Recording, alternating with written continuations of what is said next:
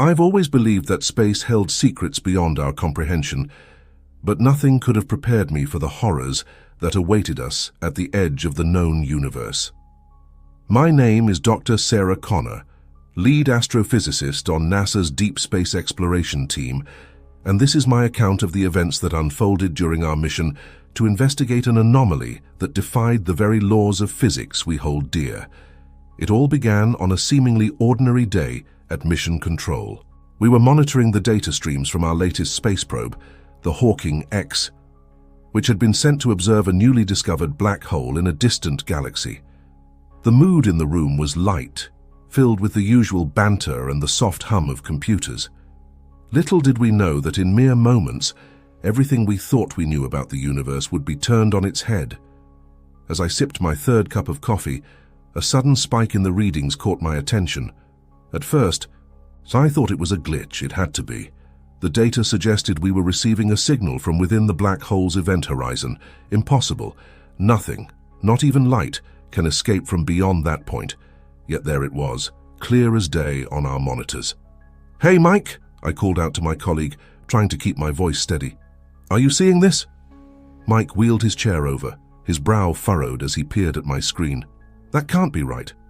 Run a diagnostic." I did twice. The results came back the same each time. The signal was real, and it was coming from inside the black hole. As word spread through Mission Control, a hush fell over the room. We all knew the implications of what we were witnessing. It was a moment that would rewrite physics textbooks, if we could explain it, but the true nature of the signal sent chills down my spine. It wasn't just random noise or some cosmic phenomenon we'd never encountered before. No, this was a deliberate transmission, a distress call. The message was fragmented, distorted by forces we couldn't begin to comprehend, but its meaning was clear. Help us. Trapped. Time is wrong. They're coming.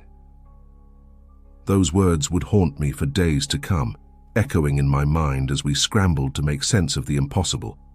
How could anyone be sending a message from inside a black hole? Who were they? And what did it mean that time is wrong? As the lead scientist on the project, I knew the weight of this discovery would fall squarely on my shoulders. The next few days were a blur of emergency meetings, frantic calculations, and sleepless nights. The scientific community was in an uproar, theories flying left and right, each more outlandish than the last. But deep down, I knew we were missing something crucial. The universe had just handed us a mystery wrapped in an enigma, and the only way to unravel it was to go there ourselves.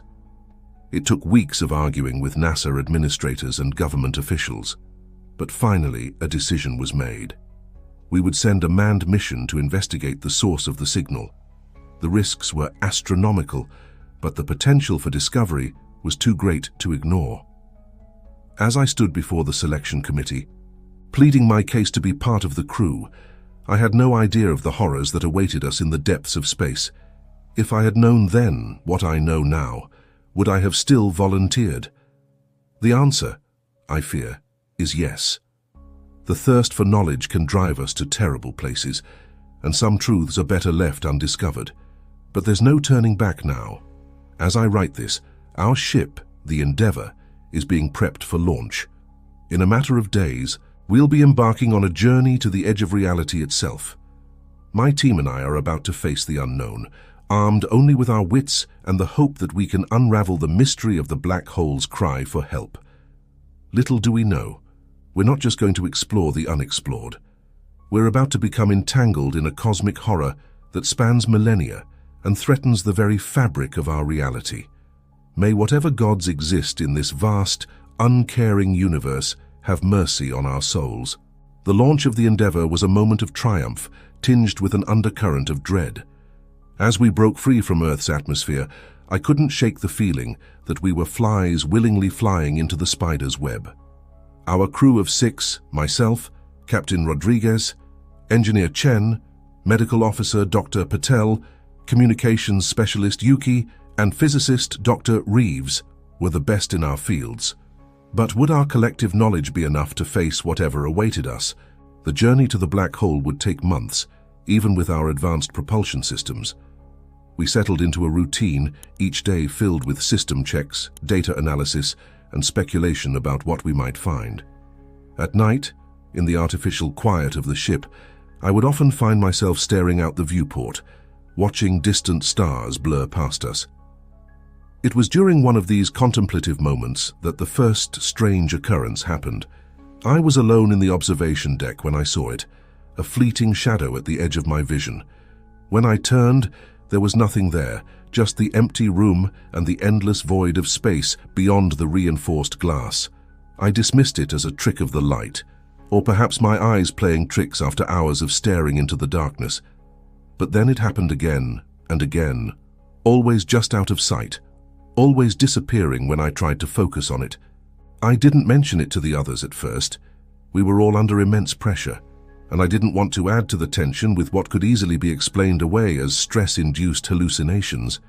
But as the days wore on, I noticed subtle changes in my crewmates.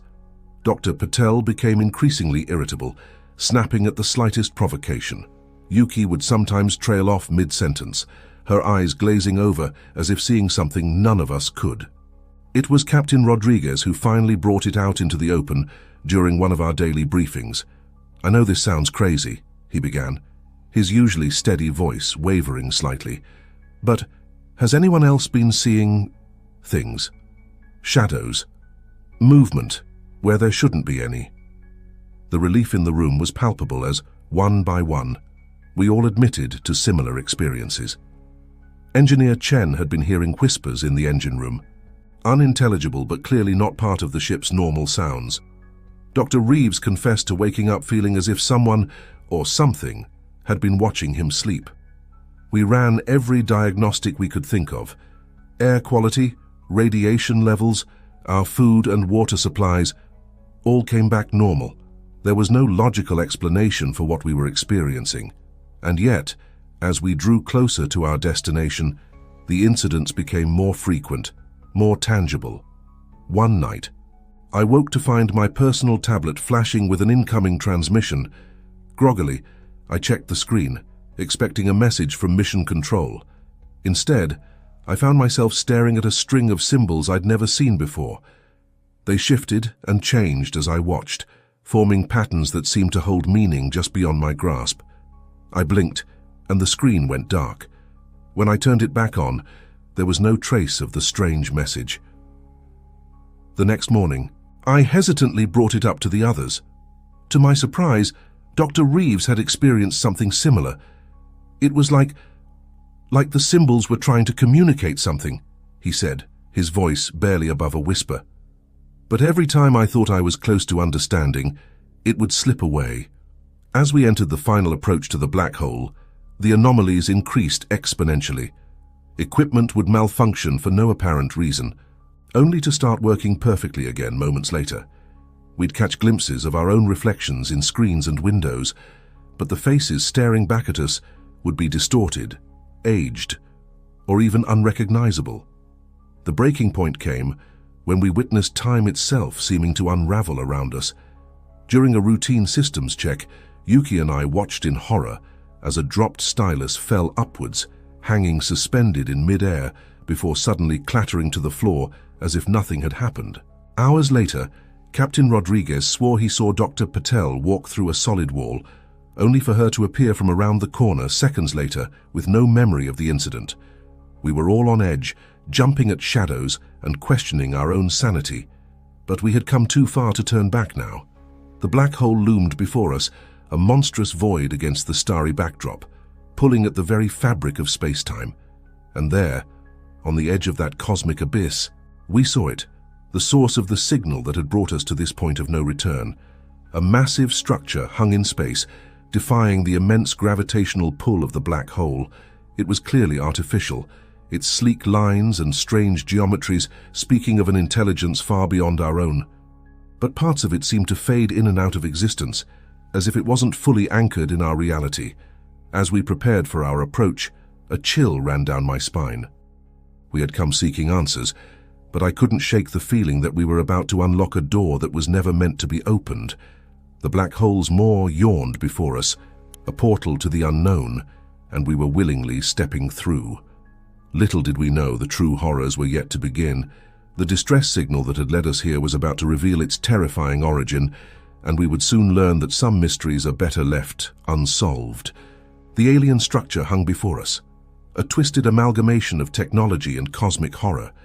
As we maneuvered the Endeavour closer, I couldn't shake the feeling that we were like insects approaching a Venus flytrap, blissfully unaware of the danger until it was too late. Captain Rodriguez's voice crackled over the intercom, tension evident even through the static. All hands, prepare for docking procedures. Dr. Connor, Dr. Reeves, suit up.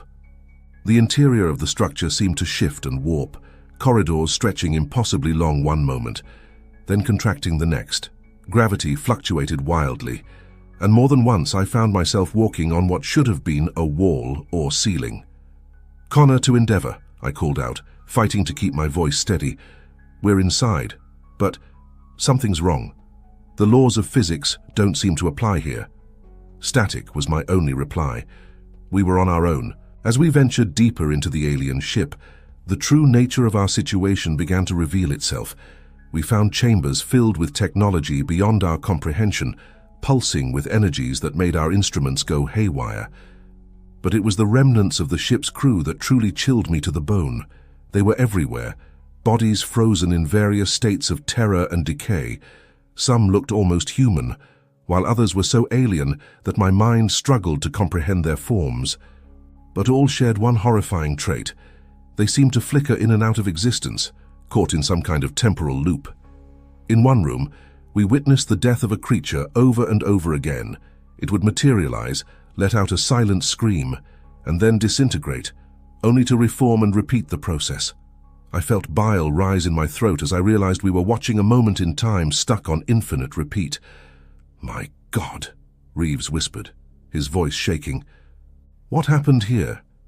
As if in answer, our suit radios crackled to life, but instead of the comforting voices of our crew, we heard a cacophony of alien languages, screams, and what sounded like the tearing of reality itself. Among the chaos, I caught fragments that made my blood run cold. The experiment failed. Time is collapsing. They're coming through. Suddenly, a figure materialized before us, a hologram, or perhaps something more. Its form was constantly shifting, but its eyes were fixed on us with an intelligence that transcended the chaos around it.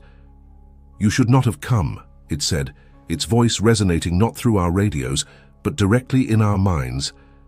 "But perhaps you can succeed where we failed." Before we could respond, images flooded my mind.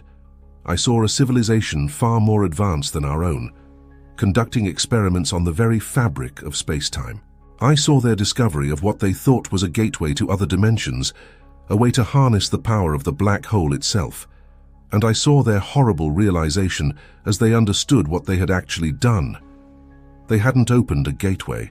They had torn a hole in reality, and something was coming through, something ancient, incomprehensible, and hungry.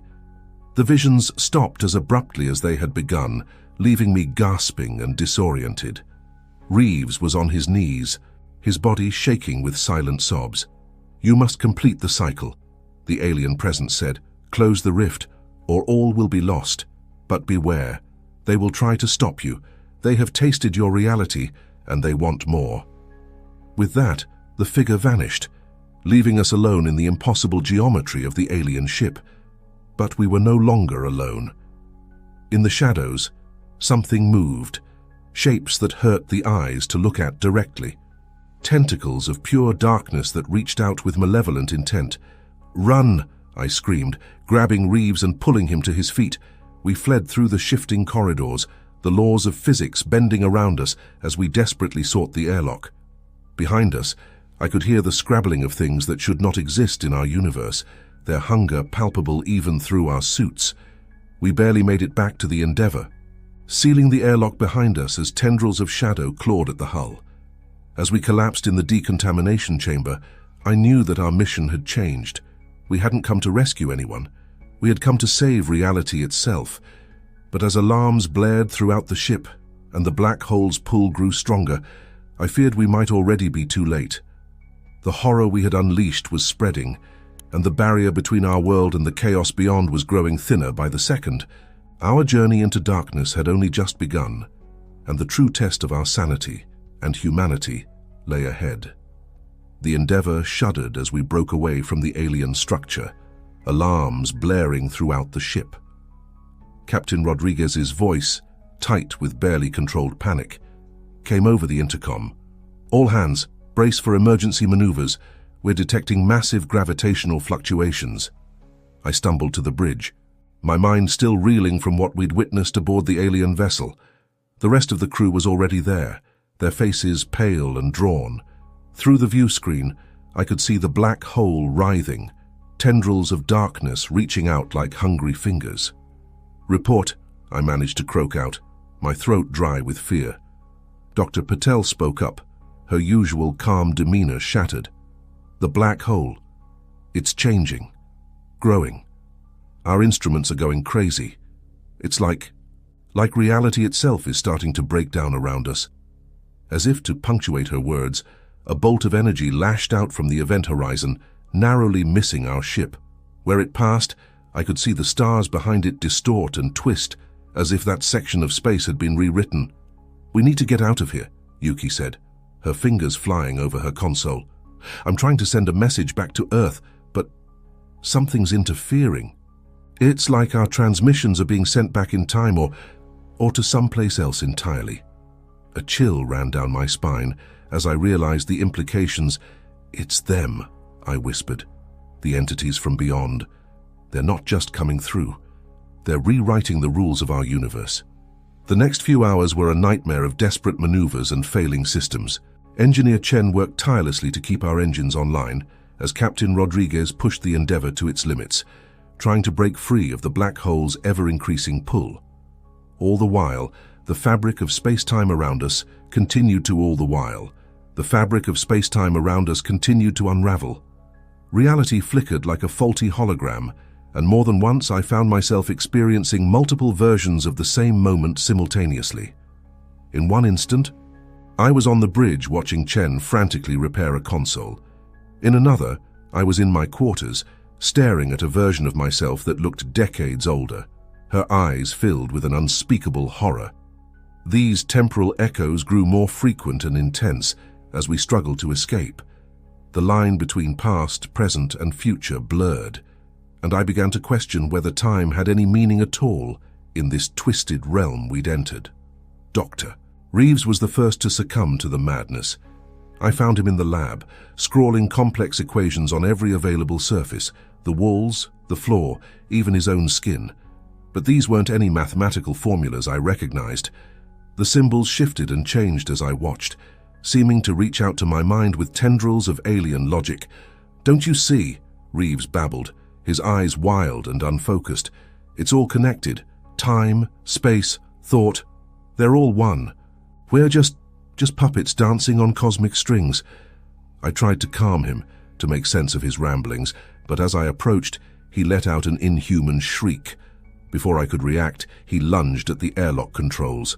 In horror, I watched as he depressurized the lab, his body exploding outward into the void, still screaming silently as he was pulled toward the hungry maw of the black hole. The loss of Reeves hit us all hard, but we had no time to mourn. Strange phenomena continued to plague the ship. Objects would appear out of nowhere, artifacts from Earth's past or possible futures, things that defied description. During one particularly harrowing moment, a dinosaur materialized in the mess hall, its roar shaking the bulkheads before it vanished as suddenly as it had appeared. But it was the whispers that truly began to wear us down. They started as barely audible murmurs at the edge of our consciousness, but grew louder and more insistent with each passing hour. They spoke of secrets beyond human comprehension, of realities where the laws of physics were mere suggestions, of beings so vast and ancient that our entire universe was but a mote of dust to them. Captain Rodriguez tried to maintain order, but I could see the strain taking its toll. During a quiet moment, he confided in me. "Connor," he said, his voice barely above a whisper, "I don't think we're going to make it out of this, but we have to try. We can't let whatever this is reach Earth." I nodded grimly, knowing he was right. We were no longer fighting for our own survival, but for the fate of our entire reality. As if sensing our resolve, the attacks from beyond intensified. Shadowy tentacles of pure darkness began to seep through the hull, bringing with them visions of cosmic horror that threatened to shatter our sanity. Yuki was the next to fall, her mind broken by a glimpse of what lay beyond the veil of our universe. We were forced to sedate her and confine her to sick bay, her screams echoing through the corridors. Dr. Patel worked tirelessly to keep us functional, administering a cocktail of stimulants and antipsychotics. But I could see the fear in her eyes, the knowledge that we were fighting a losing battle against forces we couldn't hope to understand. It was during one of these moments of lucidity that an idea struck me. A desperate, possibly suicidal plan, but perhaps our only hope. I called the remaining crew to the bridge, my mind racing as I tried to put my thoughts into words. "The alien message," I began, my voice hoarse from lack of sleep. It spoke of completing a cycle, of closing the rift. What if that's the key? Not escaping, but finishing what they started. Chen looked at me skeptically. "So you want us to go back into that thing?" I nodded, knowing how insane it sounded. Think about it. The aliens were trying to harness the power of the black hole. They opened a door they couldn't close. But maybe, with our understanding of physics, with the data we've gathered, maybe we can succeed where they failed.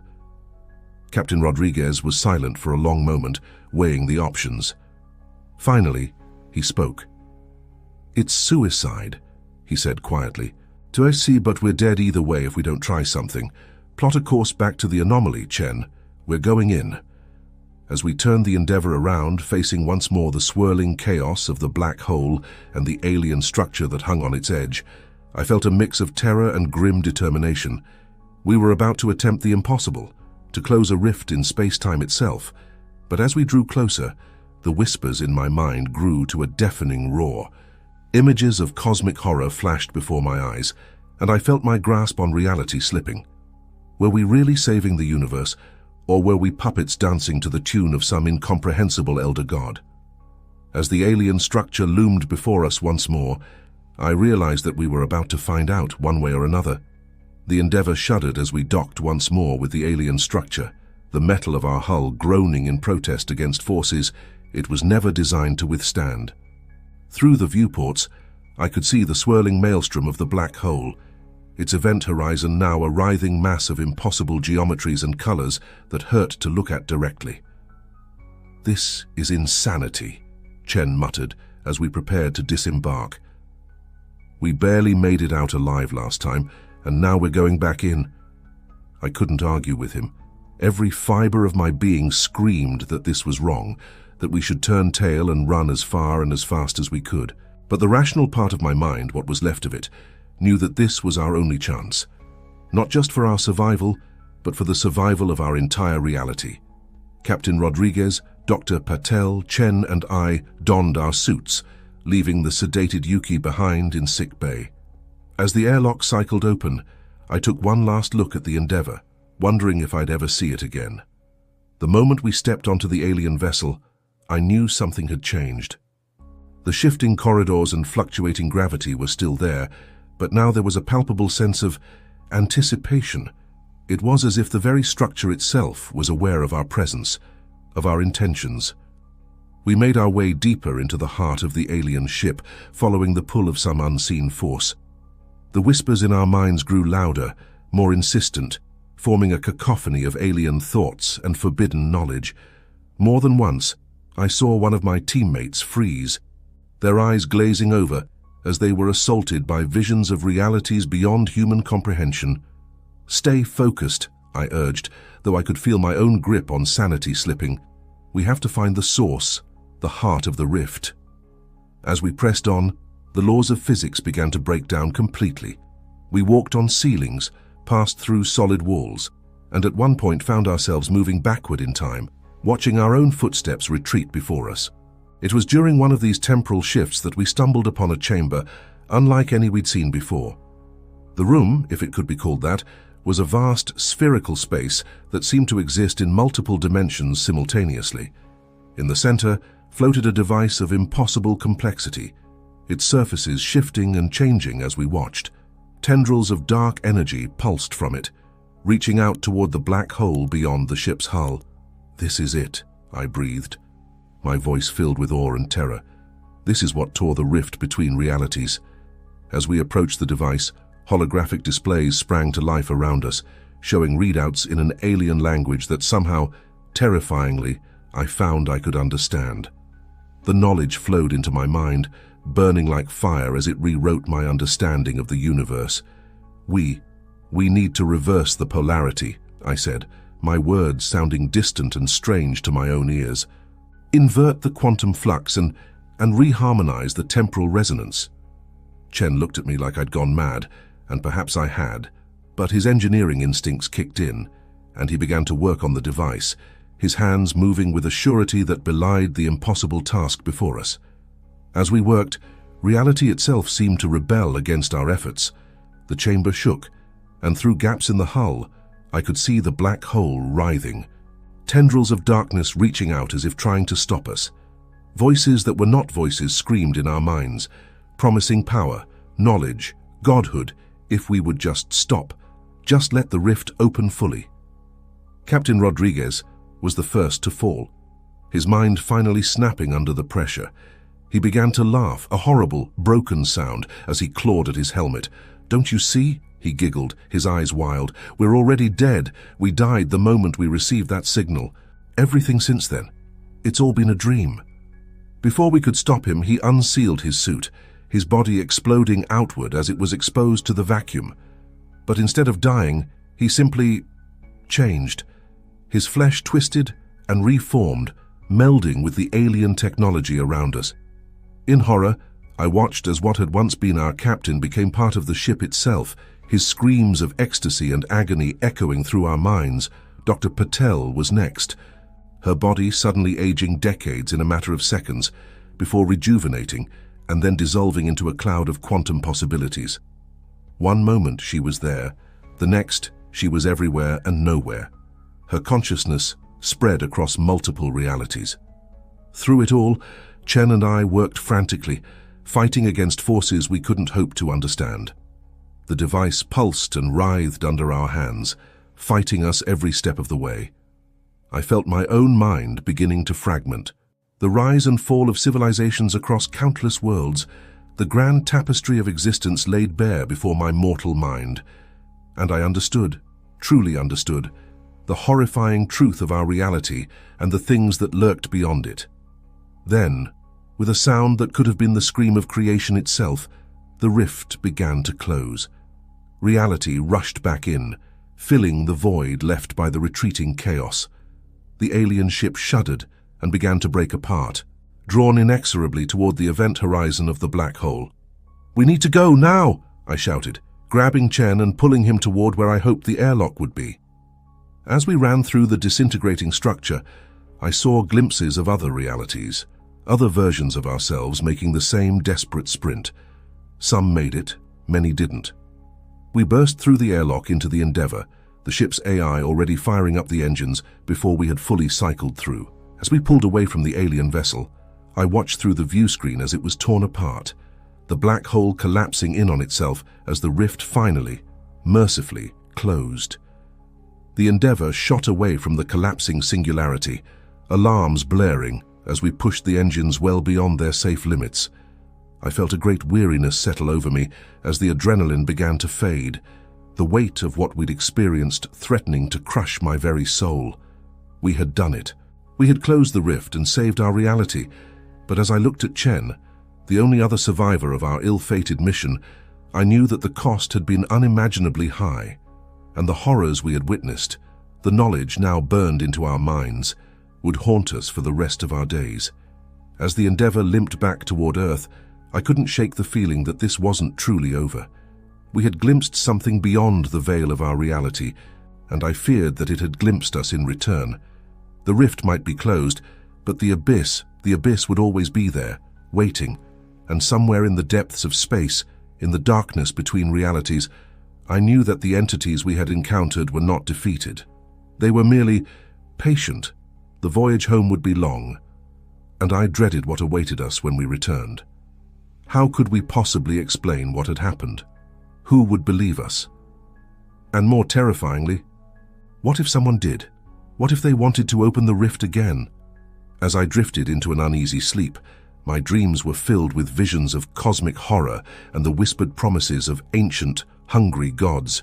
We had won a battle, but I feared the war for reality itself was far from over. The journey back to Earth was a nightmare of paranoia and fractured reality. Chen and I took turns piloting the endeavor, neither of us trusting ourselves to be alone with our thoughts for too long. The horrors we had witnessed beyond the event horizon had left scars, not just on our minds, but on the very fabric of our beings. Time lost all meaning as we hurtled through the void. Sometimes I would blink and find that days had passed in an instant. Other times, seconds would stretch into eons, each moment an eternity of remembered terror. More than once, I caught glimpses of other versions of myself in reflective surfaces, older, younger, or twisted into forms that defied description. Chen didn't fare much better. I would often find him talking to empty rooms, carrying on conversations with crew members who were no longer there. Once, I walked in on him trying to claw his way through a bulkhead, screaming that he could see his family on the other side. It took all my strength to sedate him and strap him into his bunk. As we neared the outer reaches of our solar system, our communications array finally managed to pick up transmissions from Earth. But what we heard chilled me to my core. According to the news broadcasts, only 3 months had passed since our departure. 3 months, when we had experienced what felt like years of mind-bending horror. Even more disturbing were the reports of strange phenomena occurring across the globe. Unexplained disappearances, sightings of impossible creatures, and whispers of a cult that worshipped something they called the void between worlds. Had our actions at the black hole somehow rippled backward through time, affecting Earth even before our return? As we approached Earth, I made the decision to hide the true nature of our mission. The world wasn't ready for the knowledge we carried, the terrible truths we had uncovered about the nature of reality. If that information got out, it could drive humanity to madness, or worse, tempt them to seek out the very horrors we had barely escaped. We concocted a cover story about equipment malfunctions and the tragic loss of our crew to the extreme conditions near the black hole. It wasn't entirely a lie, we had lost them, just not in the way we reported. Chen and I agreed to take the full truth to our graves, hoping that the nightmares that plagued us would die with us. The debriefings were intense and lasted for weeks. We were poked, prodded, and questioned by everyone from NASA officials to military intelligence. Through it all, we stuck to our story, revealing only the barest hints of the impossible things we had seen. But I could tell that some of the higher-ups suspected there was more to our tale. The haunted look in our eyes, the way we would sometimes trail off mid-sentence, staring at something no one else could see. It all hinted at horrors left unspoken. They declared us heroes, gave us medals, paraded us in front of the press as shining examples of human courage and ingenuity. If only they knew the truth, that we weren't heroes, but broken survivors of a war fought on the fringes of sanity against an enemy that defied comprehension. As the years passed, Chen and I drifted apart, each of us dealing with our trauma in our own way. He threw himself into his work, developing new technologies that he claimed would protect us from what's out there. I caught glimpses of his projects sometimes, impossible engines, weapons that seemed to draw power from other dimensions. I worried about what he might be opening himself up to, but I couldn't bring myself to stop him. Perhaps, in his own way, he was still fighting the battle we had begun at the edge of that black hole. For my part, I retreated from public life, sequestering myself in a remote observatory. I told everyone it was to continue my research, but in truth, I was watching the skies, looking for any sign that the horrors we had encountered had followed us home. And sometimes, in the dead of night, when the stars seemed to pulse with an otherworldly light, I wonder if we truly succeeded in closing that rift, or did we simply delay the inevitable, buying our reality a brief reprieve before the horrors beyond come calling once again. It's been 10 years since our return, and the nightmares haven't stopped. They've evolved, becoming more vivid, more real. I see cities built from impossible geometries, hear the screams of beings trapped between dimensions. feel the cold touch of tentacles made of shadow and starlight, and always, there's the sensation of being watched by something vast and ancient and hungry. I've tried to convince myself that it's just trauma, just my mind trying to process the unprocessable. But deep down, I know it's more than that. The things we saw, the knowledge we gained, it changed us on a fundamental level. We're no longer fully part of this world. We're something in between. Last month, I received a package from Chen. Inside was a device I didn't recognize and a note that simply said, "It's starting again. Be ready." I haven't heard from him since, and my attempts to track him down have led nowhere. It's as if he's vanished off the face of the earth. The device sits on my desk now. Its alien curves and pulsing lights a constant reminder of what's out there. Sometimes late at night, I swear I can hear it whispering, promising answers to questions I'm terrified to ask. And then there are the disappearances. It started small, a few people here and there. Nothing that would raise alarms. But I've been keeping track and the numbers are growing. More disturbingly, they seem to follow a pattern. One that reminds me all too much of the fractal chaos we witnessed near the black hole. I've tried to warn people, tried to get the government to listen, but who would believe the ravings of a woman who claims to have seen beyond the veil of reality? They smile and nod, thank me for my service, and usher me out the door. Meanwhile, the shadows grow longer, and the stars seem to dim just a little more each night. I know now that our mission was never about closing the rift. We were never meant to succeed. We were bait, lured out to the edge of known space by entities playing a game beyond our comprehension. And now, having tasted our reality, they want more. As I sit here, watching the device Chen sent me pulse with an otherworldly light, I'm faced with a terrible choice. Do I destroy it? Potentially severing our last line of defense against what's coming. Or do I activate it, risking opening another doorway to the horrors we barely escaped? The truth is, I don't think it matters. The wheels are already in motion. The entities we encountered are patient, yes, but they are also inevitable. Our brush with them was just the beginning. The real invasion, the true unraveling of our reality, is yet to come. To anyone who finds this record, I have one piece of advice. Look to the stars, but be prepared for the stars to look back. And when they do, when you feel that cold, alien gaze upon you, run, and pray to whatever gods you believe in that it's not already too late. For those of us who have seen beyond the veil, who have danced on the edge of madness and felt the touch of cosmic entities, there is no true escape. We are marked, changed, our very existence a beacon to things that should not be.